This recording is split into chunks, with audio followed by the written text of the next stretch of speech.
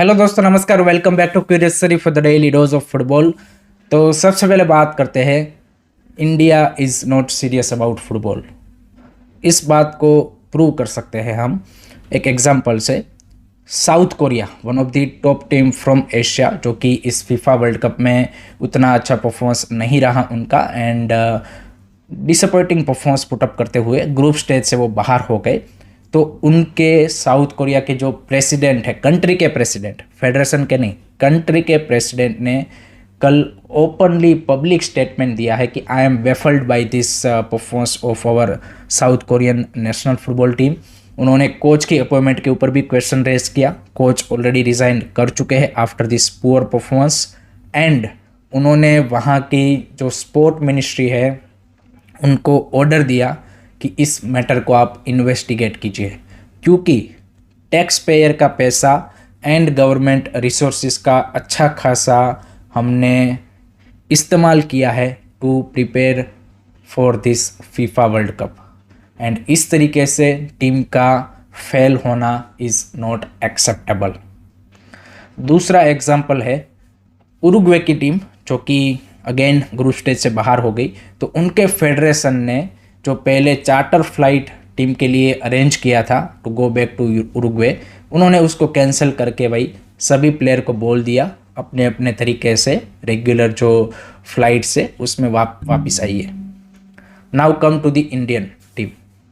Asian cup में आप qualify नहीं हुए, क्या हुआ? आपके प्राइम मिनिस्टर, स्पोर्ट मिनिस्टर तो छोड़ दीजिए, आपके खुद के फुटबॉल फेडरेशन के प्रेसिडेंट का एक सिंगल स्टेटमेंट अभी तक नहीं है कि हम क्यों एशियन कप क्वालिफाई नहीं कर पाए, कौन है इसके लिए रिस्पॉन्सिबल एंड उसके बाद उन्होंने कौन सा स्टेप लिया कि जिससे हम आगे जाके एशियन कप क्वालिफायर्स, वर्ल्ड कप क्वालिफायर्स उसमें अच्छा करें।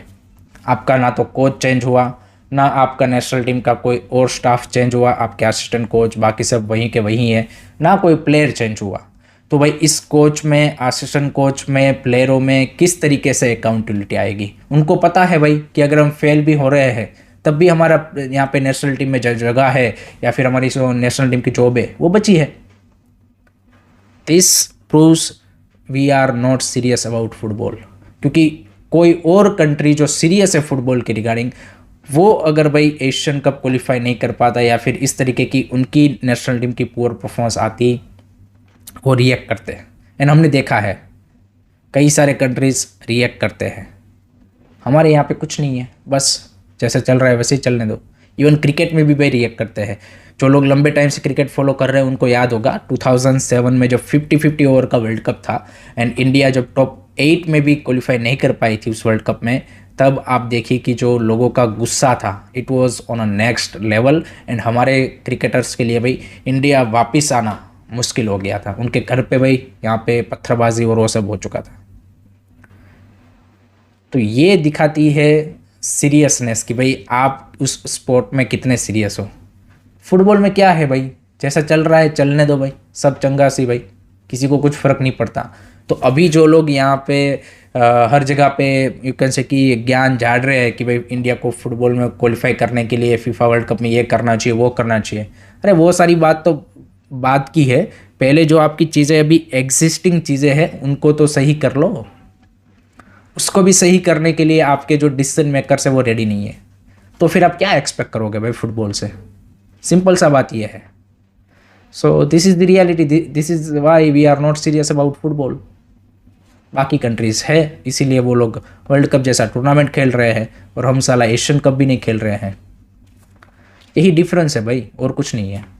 आपके क्या थॉट्स है कमेंट सेक्शन में ज़रूर बताइए। सेकंड बात करते हैं अब फीफा वर्ल्ड कप के बारे में। राउंड ऑफ 32 डिसाइड हो चुका है, बट जैसे ही ये राउंड ऑफ 32 डिसाइड हुआ है उसी के साथ एक और जो स्ट्राइकिंग डिफरेंस हमें देखने को मिला है वो है Asia and rest of the world की फुटबॉल क्वालिटी में। जी हाँ दोस्तों, क्योंकि ये जो राउंड ऑफ 32 में टीमें क्वालिफाई हुई है उसमें अफ्रीका की जो total 10 teams FIFA World Cup में क्वालिफाई हुई थी उसमें से 9 टीम्स राउंड ऑफ 32 में क्वालिफाई हुई है। एशिया की कितनी हुई है? 1 आउट ऑफ 8।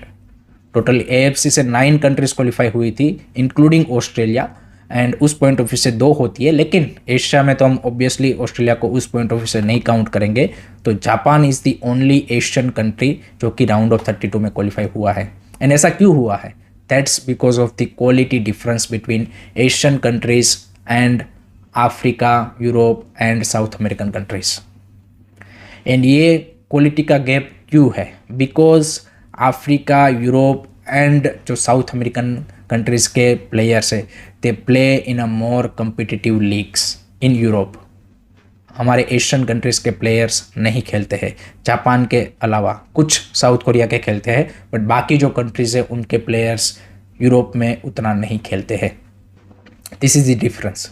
आप देखिए जापान की जो पूरी स्टार्टिंग 11 है, that is made of players who are playing in European leagues. J league के प्लेयर को भाई आई थिंक 1-2 प्लेयर है उनकी ओवरऑल स्क्वाड में, बट स्टार्टिंग 11 में जगह नहीं मिलती उनको।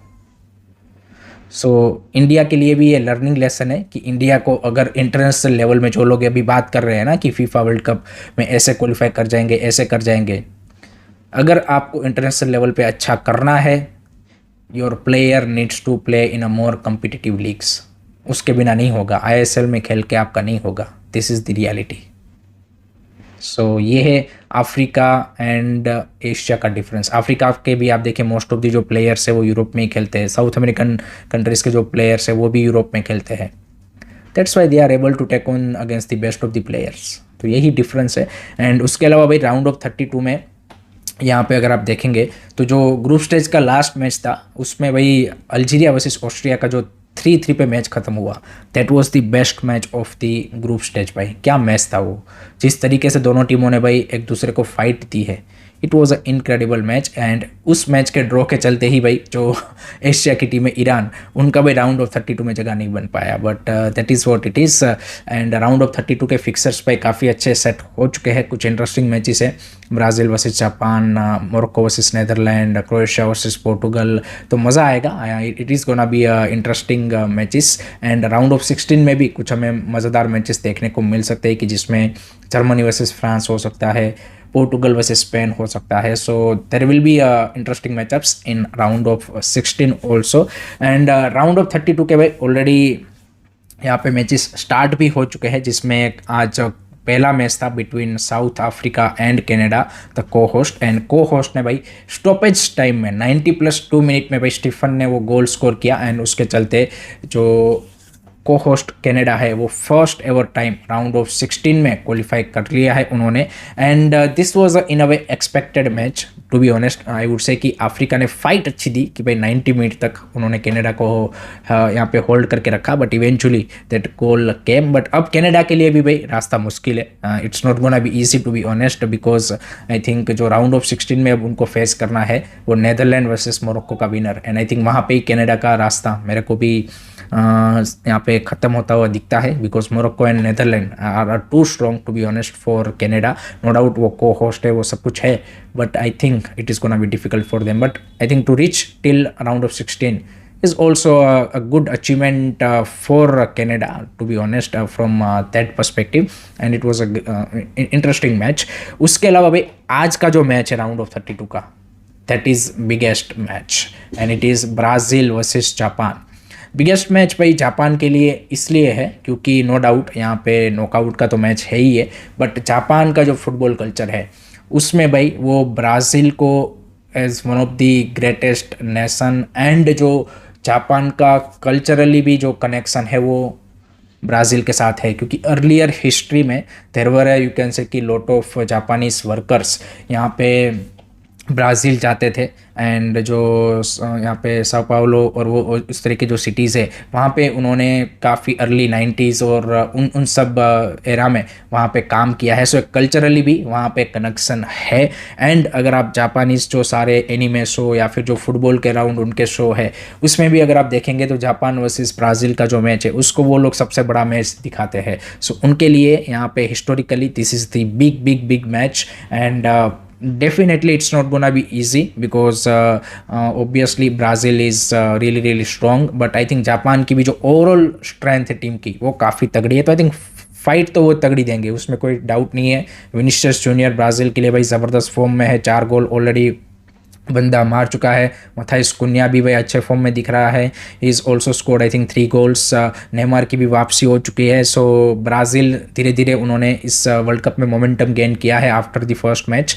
बट सामने जापान भी भाई तगड़ी है and I think as a team Japan can give them a really good fight. So close match होगा। Still I feel no doubt Brazil has a little bit upper hand because of their overall experience in the FIFA World Cup. अगर आप history wise उठा के भी देखें and quality of players भी देखें तो on individual level I think there are a couple of players जो कि यहाँ पे इंडिविजुअल डिफरेंस उस मैच में क्रिएट कर सकते हैं। तो उस पॉइंट ऑफ व्यू से देखें तो आई फील कि भाई it's 60-40 in favour of Brazil. But let hope कि हमारी जो एशिया की एकमात्र टीम है जापान, जो कि हमारे फ्लैग बेरर्स है एशिया के, वो भाई यहाँ पे आगे इस टूर्नामेंट में मूव फॉरवर्ड करें। That is the hope and expectation. But it is gonna be a really tough match for Japan. आपका क्या प्रिडिक्शन है about this match? Comment section में ज़रूर बताइएगा। लास्ट में अब बात कर लेते हैं थोड़ा सा आईएसएल के बारे में, ट्रांसफ़र न्यूज़ के बारे में। तो उसमें भाई ईस्ट बंगाल के न्यू कोच के रिगार्डिंग एक इंटरेस्टिंग र्यूमर एंड न्यूज़ आ रहा है and that is former Inter Kashi and Mohun Bagan head coach Antonio Habas is all set to take over East Bengal. Yes, खबर ये है कि भाई एंटोनियो हबास को East Bengal as a head coach appoint करने जा रहे हैं। डील अभी तक साइन नहीं हुई है but it's almost you can say कि done and dusted kind of a thing है। इवन मोहन बगान ने भी एंटोनियो हबास को ऑफर किया था टेक्निकल डायरेक्टर का रोल, ऐसी भी खबरें आ रही है। But he choose East Bengal their arch rival and this is gonna be a interesting thing भाई। अगर यहाँ पे एंटोनियो हबास ईस्ट बंगाल को ज्वाइन करते हैं एंड देन वो जिस तरीके से उन्होंने अपना मोहन बगान का जो उनका चैप्टर था जिस नोट पे वो ख़त्म हुआ था with little bit rift with the management, I think तो फिर मज़ा आएगा भाई। I think it is gonna be you can say कि exciting battle to see to be honest. But let's see यहाँ पे final official announcement East Bengal की ओर से कब होता है regarding their new head coach. आपका क्या मानना है Antonio Habas to East Bengal? What do you think? Comment section में अपने ओपिनियन जरूर शेयर कीजिएगा। So that's it from my side guys regarding today's football news. I hope कि आपको वीडियो पसंद आया होगा। Keep supporting this channel, don't forget to like, share and subscribe to this series. जय हिंद, जय भारत।